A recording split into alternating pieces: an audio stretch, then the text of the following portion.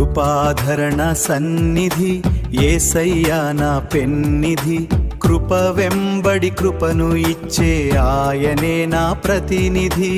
ఆశ్రయుడా నా నిత్యాధారమా, సౌందర్య పూర్ణడా నిన్నే స్తుతించేదా.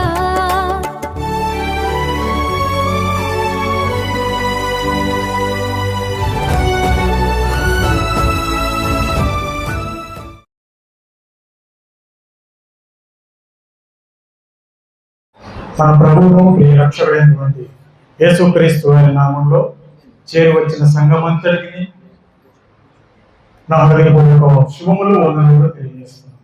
మనందరికీ వందనాలు. అందరూ బాగున్నారా? అందరూ బాగున్నారా? బాగుంటే నవ్వండి, ఒకసారి చూద్దాం. నవ్వండి, నవ్వండి. మా యేసుక్రీస్తు వారు ఆనాడు యెరూషలేములోకి ప్రవేశిస్తున్నప్పుడు ఏం జరిగింది? ఏం జరిగింది మా? జయోత్సాహం జరిగింది. అంటే ఉత్సాహంతో వాళ్ళు ఏం చేశారు? ఆహ్వానించారు. ఎక్కడికి? యెరూషలేము పట్టణానికి. అది మట్టలు పట్టుకొని తర్వాత వారికి ఉన్నటువంటి కాస్ట్లీ అయినటువంటి వస్తువుల్ని పరిచి కదా, దేవునికి మహిమ కలుగును గాక. హల్లెలూయా. కొన్ని విషయాలు జ్ఞాపకం చేస్తాను. ఇందాక కీర్తనల గ్రంథము 118వ కీర్తనలో ఒక్క చిన్న వచనం చదివించి మళ్ళీ ఈ అంశంలోకి వస్తాను. ఒకసారి చదువు. 22, 23, 24. ఇల్లు కట్టువారు నిషేధించిన రాయి మూలకు తలరాయి ఆయను, అది యెహోవా వలన కలిగినది, అది మన కన్నులకు ఆశ్చర్యము, ఇది యెహోవా ఏర్పాటు చేసిన దినము, దీని యందు మనము. మరి సంతోషాలు కనపడలేదమ్మా? మా ఊళ్ళోన ఉత్సాహం కనపడలేదేందమ్మా? ప్రతి వారం అంతేనా? కనీసం ఈరోజు దేవుడు మన జీవితాలకు నిజంగా వచ్చి ఉన్నారా? వచ్చి ఉంటే మనం ఉత్సాహం చేస్తాం. ఈరోజు నిజంగా వచ్చి ఉంటే నెక్స్ట్ ఫ్రైడే మనం ప్రలాపించడానికి అది ఏమంటుందని అర్హత కలిగిన వారు. ఈరోజు నిజంగా మన జీవితాలకు ఆయన ఆహ్వానించబడ్డాడు అని అంటే ఆ రోజు మనం ప్రలాపించడానికి, ఆయన శ్రమని, ఆయన చేసినటువంటి త్యాగాన్ని గుర్తు చేసుకొని ఏడవడానికి అర్హులము, యోగ్యత కలిగిన వారము. దేవునికి మహిమ కలుగును గాక. ఇల్లు కట్టువారు నిషేధించిన రాయి మూలకు తలరాయి అవ్వడానికి యేసుక్రీస్తు వారు యెరూషలేములోకి రావడం జరిగింది. ఎందుకు తెలుసా? పుట్టుకతోనే, పుట్టేటప్పుడే, పుట్టే ముందే ఆయన్ని ఎక్కడ బయటికి ఐగుప్తు దేశానికి వెళ్ళడం జరిగింది. ఆయన ఎక్కడి నుంచి? యెరూషలేము చుట్టుపక్కల ప్రాంతాలు బెత్లెహేము నుంచి మళ్ళీ వెళ్ళిపోవడం జరిగింది కదా. నిషేధించారు. ఎవడో రాజు పుడుతున్నాడంట, నేను తప్ప ఎవడు రాజు? అవునా కదా? ఏ రోజు అన్నారా? అన్నాడు. 2 ఏళ్లలో పిల్లలందరూ చంపమన్నారు. దేవుని ఆజ్ఞ ప్రకారంగా దేవుని దూత ద్వారా వచ్చినటువంటి ఆ యొక్క వార్త ద్వారా వాళ్ళు ఏం చేయబడ్డారు? ఇద్దరు భార్యాభర్తలు ఇద్దరు ఆయన్ని తీసుకొని, అనగా గర్భంతో ఉన్నటువంటి మరియమ్మ తల్లి గారిని తీసుకొని ఐగుప్తు దేశానికి వెళ్ళడం జరిగింది. అక్కడి నుంచి మరలా కదా ఇంత ప్రాసెస్ జరిగిన తర్వాత ఒకనొక రోజు వచ్చింది, మరలా ఆ ఇంటికి, ఆ గృహానికి, లేదా ఆ పట్టణానికి తిరిగి వచ్చే రోజు వచ్చింది కదా. ఆ రోజున వీళ్ళందరూ ఏం చేస్తున్నారు తెలుసా? ఎప్పుడో రావాల్సిన రాజు, ఎప్పుడో పుట్టవలసిన రాజు ఈ రోజు పుడతా ఉన్నాడు. సారీ, ఈ రోజు వస్తా ఉన్నాడు మా మధ్యలోకి, మా దగ్గరకు వస్తా ఉన్నాడు. మమ్మల్ని ఏం చేస్తారు? ఆయన ఏలుతారనుకున్నారు జనాలు. ఏమనుకున్నారు? ఏలుతారనుకున్నాడు జనాలంతా. దాన్ని బట్టి ఏం చేస్తా ఉన్నారు? వీళ్ళు ఉత్సాహం చేస్తా ఉన్నారు, జయోత్సాహాలు చేస్తా ఉన్నారు, ఆనందభరితులైపోతా ఉన్నారు. సంతోషంతో వాళ్ళు ఏం చేస్తా ఉన్నారు? ఈరోజు మనము కూడా మన రాజు, నా రాజు, నీ రాజు, మన దేవుడు, నీ దేవుడు, మనందరి దేవుడు మన హృదయాలకు నిజంగా వచ్చి ఉంటే మనకి ఎన్ని బాధలు ఉన్నప్పటికీ పోనీ ఒక చిన్న మాట జ్ఞాపకం చేస్తాను చేసి మీకు అన్ని వివరంగా చెప్పాలని ఆశపడుతూ ఉన్నాను. ఎందుకంటే ప్రతి వారం నేను కూడా నాతో సహా నేను ఎప్పుడు చెప్పుకుంటాను, నేను ఎప్పుడు ఒప్పుకుంటాను కూడా, నాతో సహా మనందరమును ఎప్పుడు ఇలా వస్తూ ఉంటాం మందిరానికి కదా. ఊహునా ఏదో ఒకటి చెప్పండి తల్లి. కాదు, నేనే వస్తా, మీరందరూ నవ్వుతూ సంతోషంగా ఉత్సాహంగా వస్తారు. దేవునికి మహిమ కలుగును గాక. హల్లెలూయా. మన జీవితాల్లో యేసుక్రీస్తు వారు పుట్టినప్పటికీ, మన జీవితాల్లోకి యేసుక్రీస్తు వారిని ఆహ్వానించినప్పటికీ మనం అనేక విషయాలు ఏం చేస్తాం తెలుసా? ఆయన చెప్పిన మాటలు మర్చిపోయి నేనే మోస్తున్నాను ఒక 100 టన్నుల కొండని, 1000 టన్నుల కొండని నేనే మోస్తున్నాను మనం బాధపడిపోతున్నాం కదా. ఆ బాధలు తీర్చడానికి ఆయన ఆహ్వానించాలని చెప్పేది. హల్లెలూయా. దేవునికి మహిమ కలుగును గాక. సరే, ఇప్పుడు చెప్పబడినటువంటి మాట ఏదైతే ఉందో కీర్తనల గ్రంథంలో, ఇల్లు కట్టువారు నిషేధించిన రాయి మూలకు తలరాయి అయింది. ఆ తలరాయి యేసుక్రీస్తు వారు. తర్వాత ఆ కింద వచనాల్లో చదివితే, కింద చరణాలు చదివితే, యెహోవా వలన కలిగినది ఇది, అది మన కనులకు ఆశ్చర్యము. ఆశ్చర్యమా కాదా? మట్టలు పట్టుకొని వారు ఆహ్వానిస్తూ ఉన్నారు. వారు అనుకున్నారు, ముందుకు చెప్తాను ఆ విషయం తర్వాత, ఇది యెహోవా ఏర్పాటు చేసిన దినము, దీని యందు మనం ఏం చేయాలి? ఉత్సహించి సంతోషించాలి. దేవునికి మహిమ కలుగును గాక. హల్లెలూయా. వాక్య భాగంలోకి వెళ్ళే ముందు ఒక చిన్న ప్రార్థన సహాయము, వాక్యం నిమిత్తమే ప్రార్థన చేస్తూ ముందుకు వెళ్దాం. ప్రేమ నమ్మకం కలిగిన మా ప్రియ పరలోకపు తండ్రి, మీ పరిశుద్ధ నామమున బట్టి మీకు వందనములు స్తోత్రములు చెల్లిస్తున్నాను. అయినా ఈ దినము నా ప్రభు ఈ రీతిగా మా మధ్యన మీరుండి నడిపిస్తున్నటువంటి ఈ గొప్ప ఆరాధన కార్యక్రమం అంటే మీకు వందనాలు స్తోత్రాలు. అయినా పాటలు ఎందులో ఉన్నారు మీరు, ఆరాధనలో మీరున్నారు, నాకు వాక్యంలో కూడా మీరుండండి. అయినా అధికారంలో నేను వరకు మీకు సమర్పిస్తున్నాను నా ప్రభు. నాలో మీరుండి నా ప్రభు మీరే మాట్లాడండి, నేను కాదు నైనా, నేను నిమిత్త మాత్రమే. మీరు మాట్లాడితే మాట్లాడగలను, మీరే మాట్లాడి అద్భుత కార్యాలు జరిగించారు. నేను జ్ఞానం దయచేయండి, జ్ఞానం అనుగ్రహించి అద్భుత కార్యాలు మీరు జరిగించి మీరే మహిమంత ప్రభావం పొందుకోండి. యేసుక్రీస్తు వారి పరిశుద్ధ నామములో అడిగి ప్రార్థిస్తూ మా పరమ తండ్రి, ఆమేన్. యేసుక్రీస్తు వారు యెరూషలేము పట్టణంలోనికి రావడానికి గల కారణాలు మనం చూద్దాం. కొన్ని విషయాలు. యేసుక్రీస్తు వారు ఆయన సేవా పరిచర్యలు 30వ ఏట ఆయన బాప్తిస్మము పొందుకొని 3.5 సంవత్సరాలు ఆయన పరిచర్య చేసి, దేవుని సేవ చేసి, దేవుని కొరకు అనేక విషయాలు జనాలకి చెప్తూ, అనేక ఉపమానాలు చెప్తూ, అనేకమైనటువంటి జనాల్ని స్వస్థపరుస్తూ, మరొక రీతిగా అనేక రోగులను కూడా ఆయన స్వస్థపరుస్తూ, అనేకుల్ని బలపరుస్తూ, లోకములో పాపం అనేటువంటి వారికి పన్ను చెల్లించేవారు, సుంకర్లు, వీళ్ళందరినీ కూడా ఆయన ఎంతో మందిని నడిపించి రక్షించినటువంటి దేవుడు కదా. అప్పటికి చెప్తా ఉన్నారు, ఆయన మనుష్య కుమారుడు మీ మధ్యన ఉండరు అని చెప్తా ఉన్నారు. కొన్ని సందర్భాల్లో హెచ్చరిస్తూ ఉన్నారు. అయినప్పటికీ వాళ్ళు గ్రహించలేకపోయినారు ఆ సందర్భంలో కదా, గ్రహించలేదు. కొన్ని సందర్భాల్లో వస్తా ఈ యెరూషలేము పట్టణానికి దగ్గరగా వస్తున్నప్పుడు ఆయన అనేక విషయాలు వాళ్ళకి హెచ్చరిస్తూ ఉన్నారు. అయినప్పటికీ వాళ్ళకి అర్థం కాల. ఈ యెరూషలేము పట్టణంలోకి రాగానే ఆయన అనేక విషయాలు యెరూషలేము పట్టణంలో రాగానే ఎన్నో కార్యాలు చేశారు. మొట్టమొదటిగా ఏం చేసి ఉంటారు చెప్పండి ఒకసారి. రాగానే ఏమా రాగానే యెరూషలేము పట్టణానికి రాగానే అక్కడ ఉన్నటువంటి దేవాలయాన్ని క్లీన్ చేశారు ఆయన. అక్కడ జరుగుతుంది ఏంటి? వ్యాపారం జరుగుతుంది. ఆ మందిరంలో ఏది ప్రార్థనా మందిరం అనబడుతుంది నా మందిరం అని చెప్పి మీరు చదవలేదా అని అడుగుతూ పరిసయ్యుల్ని, తర్వాత జ్ఞానుల్ని, వాళ్ళు ఎవరైతే శాస్త్రులు ఉన్నారో వారందరి మత పెద్దలందరినీ ఆయన అడుగుతున్నాడు, ఇది దేవుని మందిరము, సమస్త జనులకు ప్రార్థన మందిరం అని మీరు చదవలేదా? దీన్ని ఏం చేశారు మీరు? వ్యాపారపు గుహగా, దొంగల గుహగా మీరు చేశారు అని అక్కడ ఆయన క్లీన్ మొదలుపెట్టాడు.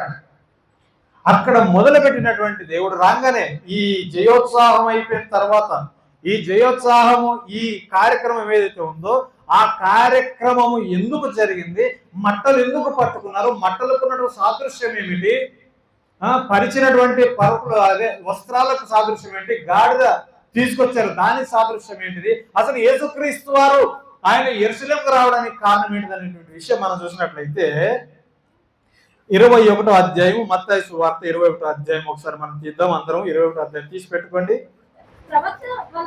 ప్రవక్త వలన చెప్పబడినది నెరవేరునట్లు ఇది జరిగను.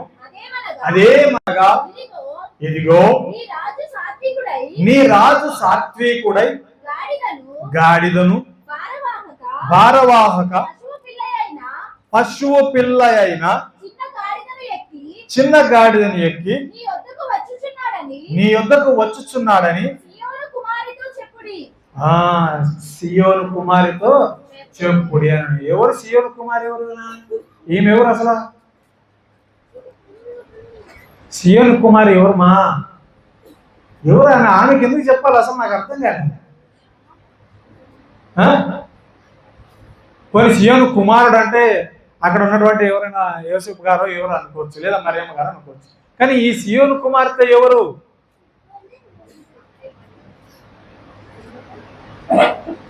యెరూషలేము పట్టణాన్ని సియోనుకి కుమార్తెగా చెప్తా ఉన్నారు దేవుడు. ప్రతి ఒక్కరిని కుమారుడు, కుమార్తె, భార్య అని సంబోధించడం ఆయనకు ఉన్నటువంటి ఒక వ్యక్తిత్వం. యెరూషలేము పట్టణానికి కదా ఇప్పుడు వచ్చింది యేసుక్రీస్తు వారు.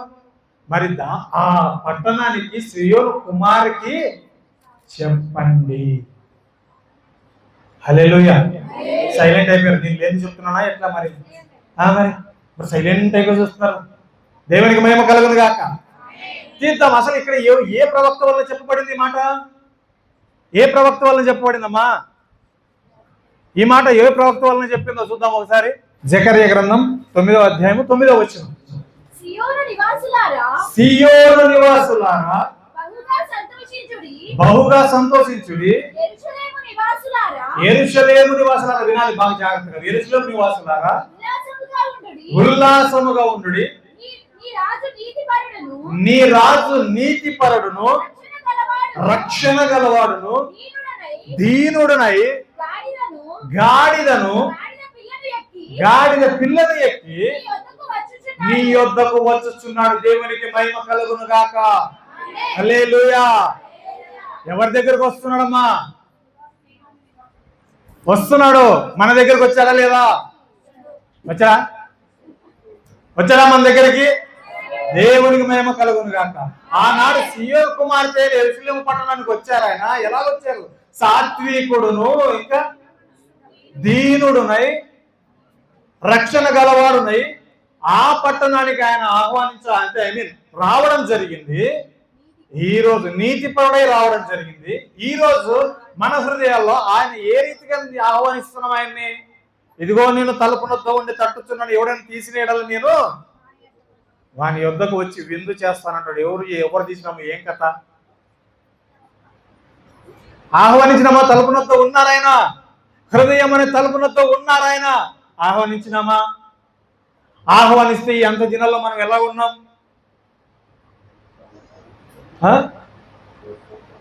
యేసుక్రీస్తు వారు దీనుడును నీతిపరుడును రక్షకుడునై రక్షణకి కారకుడై ఎక్కడికి వస్తున్నారు? నీ యొద్దకు వస్తున్నారు. యెరూషలేము పట్టణానికి వస్తూ ఉన్నారు. యెరూషలేము చెప్తున్నటువంటి ప్రవచనం ఎక్కడ నెరవేరింది? యేసుక్రీస్తు వారు రావడం ద్వారాగా నెరవేరింది. ఎలాగా? గాడిద పిల్ల మీద వస్తారే. గాడిద పిల్ల మీద రాకుండా గుర్రాల మీద రావచ్చు కదా. మరి రాసుకుదైనా చెప్పండి. అంటే దీనుడైతే గాడిద మీద రావాలా? మరి నేను కూడా దీనుడే. బైక్ ఎందుకు వల్ల సైకిల్ వెళ్ళచ్చు కదా. మరి ఒక మాట చెప్పండి. చెప్పండి. మరి తప్పేంటి? పర్లేదు. వచ్చినాడయ్యా ఈయన క్వశ్చన్లు అడుగుతాడు. ప్రతిసారి క్వశ్చన్లు అడుగుతున్నా తలకెళ్ళి తింటారు అనుకుంటున్నారేమో. మీరు ఏమనుకున్నా నేను చెప్పేది ఇంతే. మనం నేర్చుకోవాలి. మనం ఊగా అలా ఉంటే కాదు కదా. మనం ఏంటని మనకు తెలిసి ఉండాలి. ఓకే, దేవునికి స్తోత్రం. హల్లెలూయా. ఏమంటాయన? దీనుడైతే రాజు కదా. మరి రాజు అయినప్పుడు దీనుడైనప్పుడు గాడిద మీద ఎందుకు రావాలి? రావచ్చు కదా. ఏం చూపించుకోవడానికే. ఇప్పుడు నాకు కారు ఉంది, మాటకు ఒక మాట కారు ఉంది. నేను సైకిల్లో వచ్చినాను. నన్ను ఏమనుకుంటారు అందరూ? ఉన్నా కూడా ఎంత బిల్డప్ చూడు, అందరూ చూడాలని. దీనుడిగా ఈయనకన్నా దీనుడు ఎవడు లేడు అనుకోవాలి. ఇంకా అబ్బో ఏ కార్లో రావచ్చు కదా, ఉంది కదా రావచ్చు అనొచ్చు కదా. మరి ఎందుకన్నా? అసలు ఆయన చూపించిన సాదృశ్యం ఏంటి తెలుసు అక్కడ? పోనీ అక్కడ జనాలు ఏమనుకున్నారు? రాజు వస్తున్నాడంటే వాళ్ళు ఏమనుకున్నారు? గుర్రం మీద వస్తాడు అనుకున్నాడు. ఏదేమైనప్పటికీ ప్రభువు వస్తున్నాడు, మీ ప్రభువు కోసం ఒకటి ఈ మత్తయి సువార్త 21 అధ్యాయం మొత్తం చదివితే అక్కడ రాయబడి ఉంటుంది మొదటి నుంచి. మీ ప్రభు కొరకు ఇవి కావాలి, గాడిద పిల్ల కావాలంటే అందరూ ఏమనుకుంటారో తెలుసా? ప్రభు అనగానే ఓహో మమ్మల్ని ఏలడానికి రాజు వస్తున్నారు, మమ్మల్ని ఏలుతారేమైనా అంటే వాళ్ళు ఏమనుకున్నారు? రాజకీయ నాయకుడు ఎలాగైతే ఉన్నాడో అలా అనుకున్నారు. ఆయన రాజకీయ నాయకుడికి వచ్చారా? ఈ మట్టల ఆదివారంలో ఆయన వచ్చిన ప్రధాన అంశం ఏందయ్యానంటే, ఆయన మామూలు లోకస్తుల్లో ఉన్నటువంటి రాజుగా ఏలడానికి కాదు మనలో వచ్చింది. మరి ఎందుకు? మరి ఎట్లా మరి రాజైనా? మనం అనేక సార్లు జ్ఞాపకం చేసుకుంటాం. ప్రవీణ్ పగడాలన్న గారిని కదా, మొన్ననే 24వ తారీఖు ఆయన ఏమైపోయింది? సంవత్సరికం అయిపోయింది కదా, అయిపోయింది కదా. ఆయన ఒక మాట అంటారు, నా రాజు, నా దేవుడు, నీ రాజు అని అంటాడు. ఎందుకన్నాడు? నా రాజు అన్నప్పుడు మనల్ని ఏలే దేవుడు ఎలా వెళ్తున్నారు మరి ఈరోజు? ఆయన మొదటి రాకలో యెరూషలేముకు వచ్చినప్పుడు మొదటి రాకలో గాడిద మీద వచ్చారు, సాత్వికుడుగా వచ్చారు, నీతిపరుడై వచ్చారు, రక్షణకు కారకుడై వచ్చారు. మరి అన్ని ఉన్నప్పుడు ఆయన రాజు ఎక్కడ? మనకి రాజు మనం ఎక్కడ, ఏ రీతిగా రాజు అని మనం స్వీకరించగలుగుతున్నాం అసలు? ఆయన రాజు అయితే ఆయన మాట వింటున్నామా? ఈ మట్టల ఆదివారంలో వాళ్ళు చేసినటువంటి త్యాగం ఏంటి తెలిసిన? వాళ్ళు ఆ రోజు ఆహ్వానించారు కదా, అప్పటికప్పుడే చెప్పారు దేవుడు, యేసుక్రీస్తు వారు అప్పటికప్పుడే పలానా నీ ఎదుట ఉన్నటువంటి 21వ అధ్యాయం చదువుతూ ఉంటుంది మత్తయి సువార్తలో. మత్తయి సువార్త, మార్కు సువార్త, ఇంకా లూకా సువార్త, యోహాను సువార్త, ఈ 4 సువార్తల్లోన మత్తయి సువార్త 21వ అధ్యాయం మనం తీసుకున్నాం అప్పుడే. మార్కు సువార్త 11 అధ్యాయం 1 నుంచి 10 వరకు ఉంటుంది. తర్వాత లూకా సువార్తలో 19వ అధ్యాయం 28వ వచనం నుంచి 40 వచనాల వరకు ఉంటుంది. యోహాను సువార్త 12వ అధ్యాయము 12వ వచనం నుంచి 19వ వచనాల వరకు సేమ్ మ్యాటర్ రాయబడి ఉంటుంది. అక్కడ సేమ్ మ్యాటర్, ఇదే మాట రాయబడింది. యేసుక్రీస్తు వారు మట్టలకు ఎందుకు ఆ మట్టలు మట్టల ద్వారా ఆహ్వానించారు ఆయన్ని అంటే, ఆయనకి ఉత్సవం చేశారు అంటే, ఉత్సవం అంటే ఎలాగా? ఊరేగింపు అంటారా? ఊరేగింపు కాదు, ఆహ్వానించారు. సరే, ఆహ్వానించారు అనుకున్నాం కాసేపు. ఆయన్ని జయోత్సవంతో తీసుకొని వెళ్తా ఉన్నారు. హోసన్న అనుకుంటా జయం పలుకుతూ తీసుకొని వెళ్తా ఉన్నారు కదా. అయితే ఇప్పటి నుంచి, ఈ రోజు నుంచి మనకు నెక్స్ట్ ఇంకొక వారం 5వ తారీఖు వరకు మనకి ఏమవుతుంది? ఇప్పుడు ఈ వారం రోజులు ఏంటివి?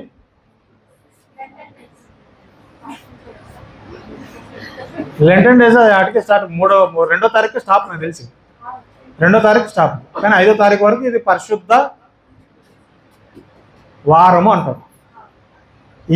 ఎప్పుడైతే యేసుక్రీస్తు వారు యెరూషలేము పట్టణానికి వచ్చారో, ఇదే మట్టల ఆదివారం, ఇంగ్లీష్లో చెప్పండి, రైట్, ఆ సండే ఎప్పుడైతే స్టార్ట్ అవుతుందో అది హోలీ వీక్. హోలీమా? హోలీ అంటే ఆ హోలీ కాదు, పరిశుద్ధమైన వారము, పరిశుద్ధమైన వారంగా పరిగణిస్తారు అని ఇందాక చెప్పారు. 3వ తారీఖు ఏమంట? ఖచ్చితంగా అదే రోజు మరణించినటువంటి రోజు, అది ఎప్పుడు రానటువంటిది మరలా వచ్చింది అని చెప్పేసి అంటున్నారు. ఆ రీతిగానే ఈ వారం అంతా కూడా పరిశుద్ధమైనటువంటి వారము. అయితే బైబిల్లో కొన్ని విషయాలు మనం చూస్తూ ఉన్నాము. యేసుక్రీస్తు వారు రావడం జరిగింది, గాడిద పిల్లలను తీసుకురావడం జరిగింది. ఊరేగింపుతో ఆయన లోపలికి పట్టణంలోకి వెళ్తా ఉన్నారు. అయితే మట్టలు ఉపయోగించేటువంటి ప్రాముఖ్యత ఏంటిది? మట్టలకు ఉన్నటువంటి ప్రాధాన్యత ఏంటిది? అసలు మట్టలు ఏ మట్టలు? ఖర్జూర మట్టలు కదా. ఖర్జూర మట్టలేనా లేకపోతే ఈత మట్టలు కూడా? కరెక్టేనా? అన్ని చోట్ల అన్ని సార్లు ఒకటే పదం రాయబడదు, వాడబడదు బైబిల్లో. కొన్ని చోట్ల వారి తర్జుమాను బట్టి, వారికి ఉన్నటువంటి భాష దీన్ని బట్టి రాయబడతా ఉంటుంది. అన్ని చోట్ల ఖర్జూర మట్టలు అని రాయబడతాయి. కాకపోతే నూతన నిబంధనలో మాత్రం పర్టికులర్గా ఖర్జూర మట్టలు రాయబడింది. అయితే ఆ ఖర్జూరపు చెట్టు అనేక చోట్ల అనేక మార్లు అనేక విధాలుగా వాడబడింది. అది అది మనకు తెలియదు. పోనీ యెరూషలేము చుట్టుపక్కల ఉన్నాయా ఖర్జూర మట్టలు? ఉండే ఉంటాయి నాకు తెలిసి, నాకంటే తెలీదు, మనం ఎవరు చూడలేదు. యెరూషలేము చుట్టుపక్కల ఉండొచ్చు, ఉండకపోవచ్చు, కానీ కొన్ని చరిత్ర ఆధారాల ప్రకారం చూస్తే ఆ చుట్టుపక్కల ఖర్జూరపు చెట్లు లేవు అని రాయబడింది. ఎక్కడి నుంచి తీసుకొచ్చారు మరి ఇవన్నీ అని అంటే, ఈ ఖర్జూర మట్టలకు ఉన్నటువంటి విలువ నిజంగాంటే ఆత్మీయ విలువ ఒక కోణం అయితే, మన శారీరకంగా లోకపరమైనటువంటి విధానాలు ఇంకొక వేరుంటాయి. ఈ ఖర్జూర మట్టలు పాత నిబంధన గ్రంథంలో కొన్ని పేర్లు పిలువబడ్డాయి. పాత నిబంధన గ్రంథంలో అక్కడ కూడా కొన్ని సార్లు ఖర్జూరమే అని రాయబడింది, ఖర్జూర చెట్టు అని రాయబడింది. అయితే ఖర్జూర చెట్టు అన్నా ఈత చెట్టు అన్నా రెండు సేమ్ ఈక్వలే, కాబట్టి కాయలు చిన్నగా ఉంటాయి, దాని జాతి ప్రకారంగా అవి ఉంటాయి. ఓకే, ఆనాడు యేసుక్రీస్తు వారు వస్తున్నప్పుడు మట్టలు ఎందుకయ్యా ఊపారనంటే, అప్పట్లో ఆ కాలంలోన ఎవరైనా రాజు, కొత్తగా రాజు ఎన్నికైనప్పుడు ఆయన్ని ఆహ్వానించాలి, ఆయన్ని ఘనపరచాలి, ఆయన్ని మహింపరచాలి, లేకపోతే ఆయన్ని కొనియాడాలంటే మట్టలు ఊపుతూ ఆహ్వానించేవారు ఆ రోజు గుర్రాల మీద.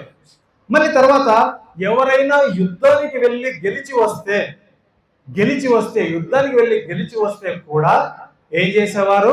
ఈ మట్టలు పట్టుకొని ఆయన్ని స్వాగతం పలికేవారు, ఆయన్ని కొనియాడేవారు. దేవునికి మేము కలుగునుగా.